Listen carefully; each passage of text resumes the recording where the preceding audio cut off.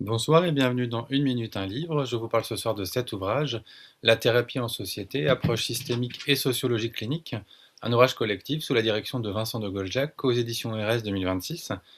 Alors un ouvrage polyphonique qui a notamment pour objectif de comprendre les influences réciproques entre les conflits psychiques, relationnels et les conflits sociaux. Et c'est aussi une rencontre entre deux épistémologies poreuses, donc la systémique d'un côté et la sociologie clinique, qui n'ont pas été seulement convoquées, et puis c'est dans le texte c'est très clair, elles ont été habitées, interrogées, mises en résonance. Et c'est vrai que du coup, cette approche est très intéressante, il n'est pas forcément toujours facile de dissocier les deux notamment. Alors un ouvrage en mode Adelphi professionnel pour mieux penser les corps, les voix, les parcours, le personnel, le collectif et les environnements.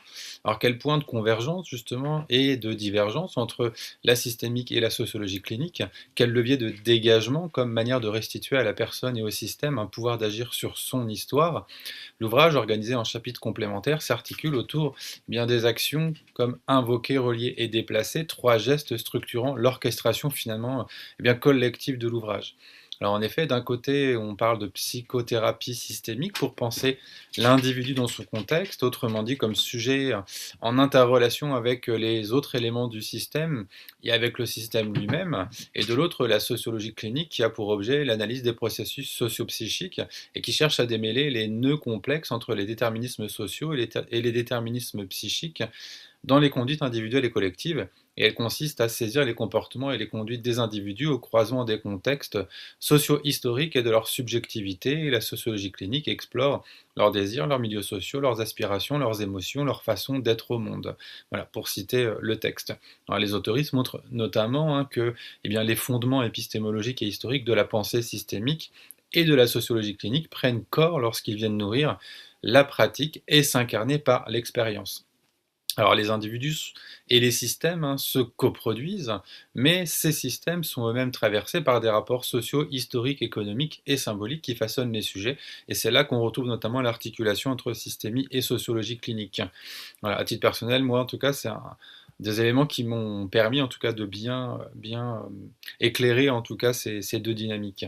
Alors justement, par ce prisme dialogué, comment penser les conflits, les contradictions, les situations paradoxantes, les polarisations sociales, les traumas, la reconnaissance, les arènes où se rejouent des conflits sociaux et psychiques, ou encore ce qui concerne la clinique de la honte.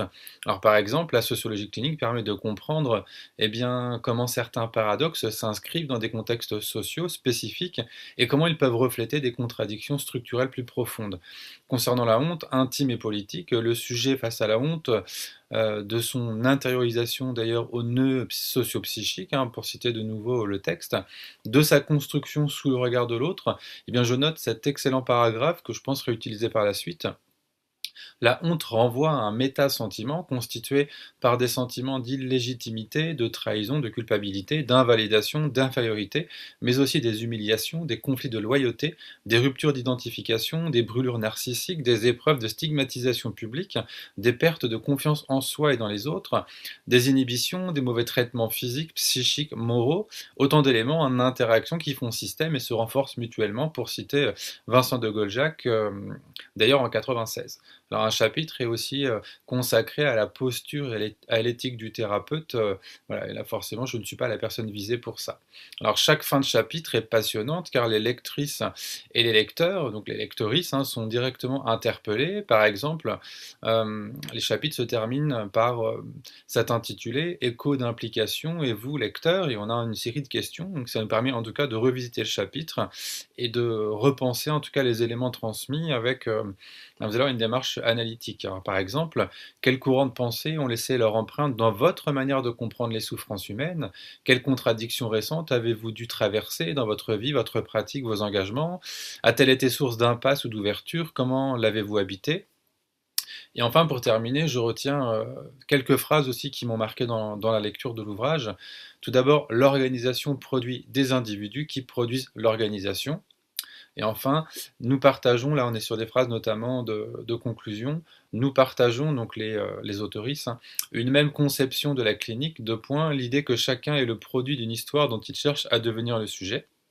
que le sujet advient dans les réponses qu'il apporte aux contradictions auxquelles il est confronté dans son existence, qu'il puise sa santé mentale dans la cohérence entre ce qu'il a dit, ce qu'il pense, entre ce qu'il dit, ce qu'il pense, ce qu'il éprouve et ce qu'il fait, que pour s'accomplir, il a besoin d'entrer en harmonie avec ses proches, sa famille, ses voisins, ses collègues, ses concitoyens. Le sens de sa vie se construit dans cette cohérence, dans le goût de l'altérité.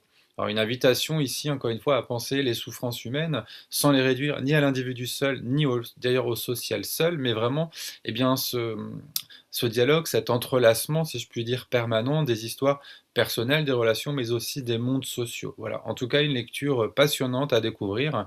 Donc je vous souhaite une bonne lecture, une bonne découverte et à bientôt.